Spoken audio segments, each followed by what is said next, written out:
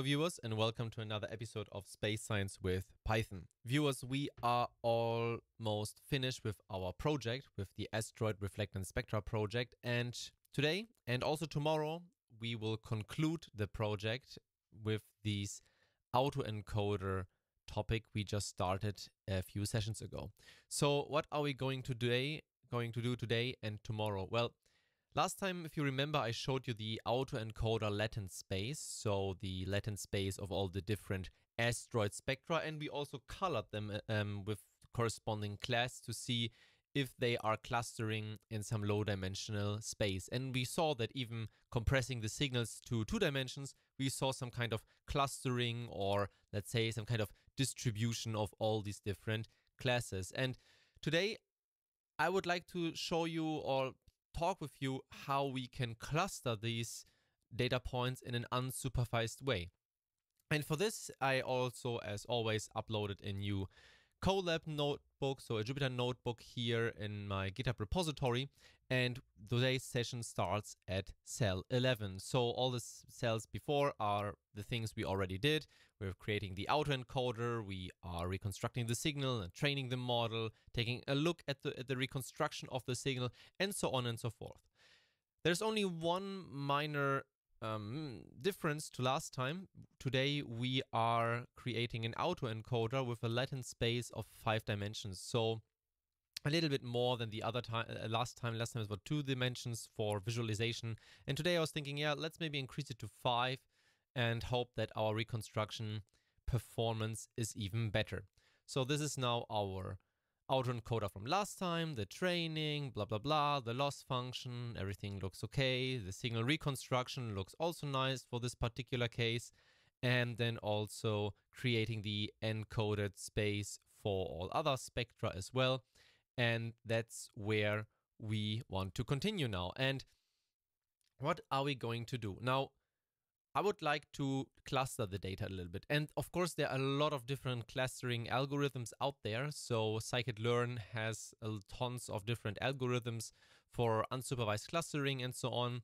And there's also, I think, a very nice picture of these clustering algorithms. I will show this at the end of the video, so just jump there already if you're not interested in this content, or just wait until the end. So this just came into my mind. I think that's a quite nice overview. Okay, so what are we going today? We're going now. We are taking a new algorithm, which is called Gaussian Mixture Model, and we will take a look at the number of clusters this GMM algorithm creates in our lattice space. Now, how does it work? Well, we will use this algorithm and something called Bayesian information criterion. And before we dive into the code, I would say let's take a look at the theory a little bit, just on a very high level basis. So let me just get rid of my mouse here. Come on, perfect. So what are we going to do? Let me take my iPad so I can draw a little bit. We have our low dimensional space, and the low dimensional space looks like, yeah, let's draw it in 2 dimensions again, something like this. We have an X and a Y axis, or let's call it X1, X2. And in our case, it's also in 5 dimensions, but yeah, let's keep it quite simple. And now we have some data points here. Maybe we have some data points here. I'm already creating some kind of classes, as you see. And we may also have some here. And maybe we also have, I don't know, some distributions here all over the place. Very scattered, not very distinct. Okay, so the Gaussian mixture model creates now, or tries to fit the data. Now let's take me another color. Let's take gray. So of course here you will say, yeah, probably it's like 3 or 4 Gaussians. I don't know. Let's try fitting the data with 1 Gaussian, or the 3 Gaussians or whatsoever. So if you take 1 Gaussian and let's draw the 1 sigma line, then it may look like this. I should maybe scroll up a little bit. Let's go back.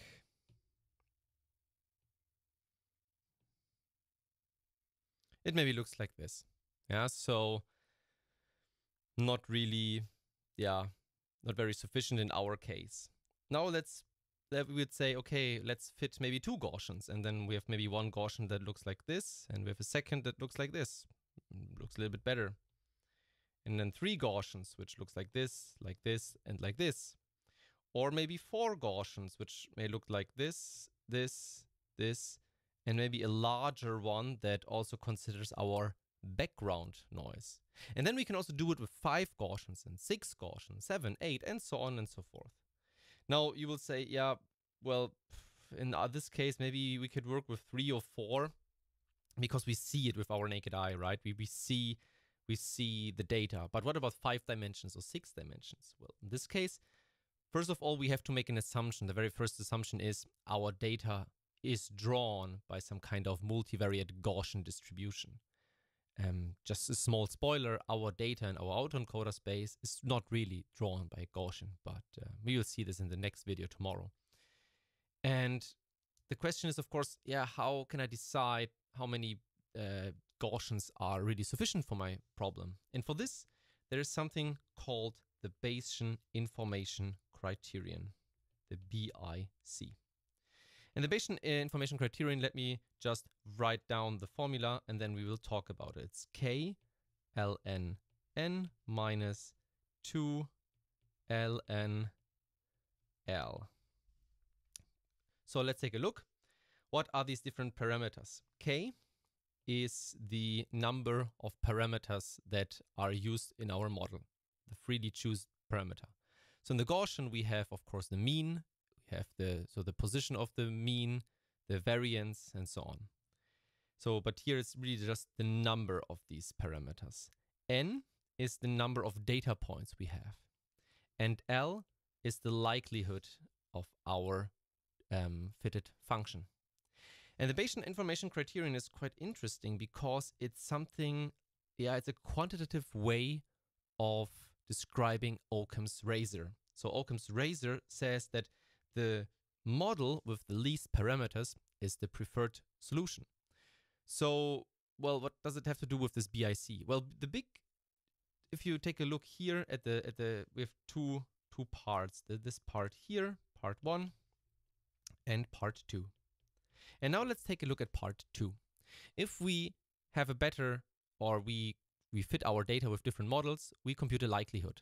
And with an increasing likelihood, this value increases. It becomes bigger, larger, right? But if we increase the number of parameters, because n, so our number of data points, will not change, only k on the left side will change.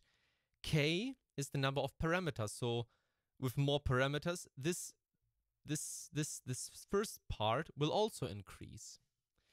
And you see that the first part is being subtracted from the, it's like the first part minus the second part.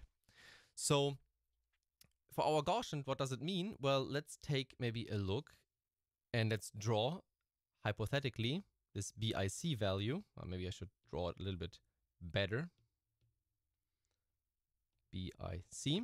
And here on the x-axis, let's just draw the number of Gaussians we are choosing. So K is like the number of the Gaussians. So we draw 1 Gaussian, 2 Gaussians, 3, 4, 5, 6, 7, and 8. Yeah, you can also go to 20 or whatsoever. And now we are fitting our data with 1 Gaussian, and then we compute the big BIC, the big, based on the equation above, and we draw the corresponding value. Yeah, so it's something like this. And of course, you see 1 Gaussian does not describe it quite perfectly. So let's work with 2 Gaussians. Maybe 2 Gaussians describe the data even better. 3 Gaussians, way better. Maybe 4 also a little bit, because we have something like a background Gaussian.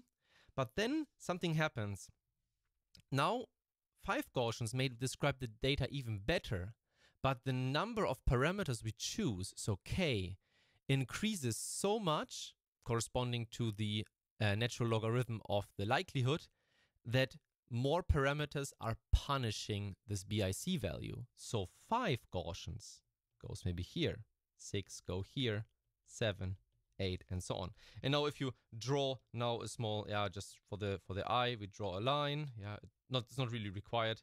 I mean, you can simply see it. Let me just get rid of it. We see that the best or the smallest BIC value is here at 4. So based on this Bayesian information criterion, I think we talked also about it in the past, not quite sure though. We have the best fitting number of Gaussians for our case. So, and this is what what we will do in our code. Now, first of all, we have to standard scale the data and so on. Okay, fine. And then we create this Gaussian mixture model here in cell 11. And here in cell 11, you see we will just compute until we have like 15 Gaussians, and then we just do it in some kind of for loop. So computing the Gaussian mixture for 1 Gaussian, 2 Gaussian, 3, and so on. We fit the data. And then, we just create some kind of pandas data frame where we store the number of components, the corresponding Bayesian information criterion, and also let's store also the model itself for later purposes. So let's just click here and train it. You see we have also some kind of, it's not very, very fast, some kind of interactive thingy here in our shell. This can be done with the package TQDM. So you see here TQDM is something that can be used to interactively plot the progress of a for loop, for example. Now this is like what we did here, and the next step would be to plot the number of the Bayesian information criterion as I was showing it here in this drawing. So we do it here in cell number 12, where we are just plotting the number of components, and then on the y-axis the corresponding Bayesian information criterion. And then we pick up the best solution here in line 18. So the big should correspond to the minimum big of all BIC values, and then we plot a green dot around it to emphasize that this is the best solution, and then doing some formatting. So let's execute this cell here, and we see the Bayesian information criterion versus the number of Gaussian components. And you see in our case, 4 Gaussians describe our data quite good. If you recompute it, you will sometimes see also 5 Gaussians or 6. So it varies a little bit depending on the initial values. And if you may ask, wait a second, is this even Gaussian? Is it the perfect case though? We will see in the next video that it's not. So in our case, it's not the GMM is not the best way of describing, creating unsupervised clusters. But I just want to show you the principle of this GMM. And I think this is a very interesting and fancy way to cluster data. Everybody nowadays is talking about deep learning and classification with deep learning, regression, semi-supervised learning, and whatsoever. Super nice, fancy algorithms for sure, but sometimes these algorithms like the GMM or KNN or whatsoever, they are also pretty nice and have fair performance. But you have to be aware that not everything you find on Scikit-Learn is always the best solution for your problem. And also showing sometimes negative examples is also a way of doing science. Because science, if you read it in a paper or so, you just get the essence of the perfect work the researchers did. But there's a lot of trial and error in this process, and sometimes you have to see that things do not always work perfectly. But you see here 4 Gaussians. This seems to describe our data, and we cannot really verify it visually because it's 5 dimensions. So let's continue now in the next cell number. What is it? Cell number 13, where we are assigning each spectrum what I call a GMM class. So we're just predicting it, and then we're assigning it a GMM-based class. So this is like the corresponding data frame with here the encoded 5-dimensional space for a spectrum with the corresponding main group, the bus class, and what I call the GMM class. It's just some random number now here being assigned from the GMM algorithm. Let's jump to cell number 13. And in cell number 13, we are now creating our confusion matrix. And let's just execute this code. I mean, it's just a lot of matplotlib here doing fancy magic work. Let's look at the confusion matrix where we see the GMM-based classification. I just call it C0, C1, C2, and C3, and the corresponding main group, and just plotting against each other where do we have maybe possible, does a cluster of a GMM algorithm correspond to a main group class? And we see here, for example, this GMM cluster C1 includes a lot of data from the C class, from the main group, and you see here the S class is also quite, it gathers a lot of data in this C3 group. And you may remember from last time, we had like 2 clusters that were separated, and the others and the X class were a little bit, entangled in this cluster. So, it could be also that these things happen in a higher dimensional space. So we see that this GMM algorithm clearly identifies 2 clusters that are really strongly correlate with the CNS class. But for the other, an X, well, it's kind of a mixture, so it's a little bit of a mess, I would say. But hey, it's quite fair though. I mean, if you have 2-dimensional data and you know they are being drawn by a Gaussian, just go for this GMM algorithm, and here you have now the code parts that allow you to create a GMM algorithm that decides the number of Gaussian based on an information theoretical concept called the Bayesian information criterion.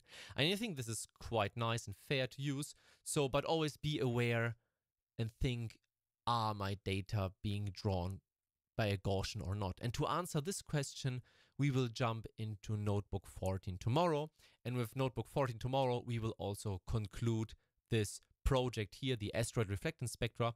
And then, tomorrow in the summary and outlook, I will talk a little bit about our next project and next steps. So I hope you enjoyed this small video today. You learned a little bit something new, and I wish you happy coding. Take a look at the GitHub repository, and if you have any questions, then reach out to me via Twitter, on Reddit, or here in the comments. You're always welcome with any questions or comments. And I wish you a very nice weekend and happy coding. Talk to you later. Viewers, as promised, I'm back, and I just wanted to show you the Scikit-Learn page for clustering. It's in section 2.3.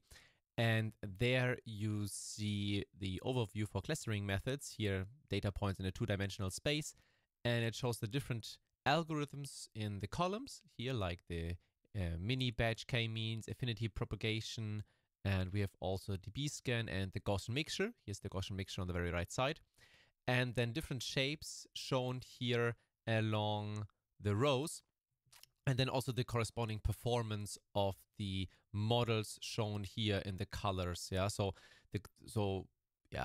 How are these different data points being clustered or being assigned to a certain class by this unsupervised algorithm? And there you see in this 2-dimensional space the different performances. So you see Gaussian Mixture Model works quite well for apparently Gaussian distributed data, but it has its limitations, so be aware of these kind of things. And I will provide the link into the description, so you can then also check it out, go through the documentation a little bit, and see what kind of algorithm fits perfectly for your case. Okay, that's all I wanted to add here in the small appendix, and see you next time.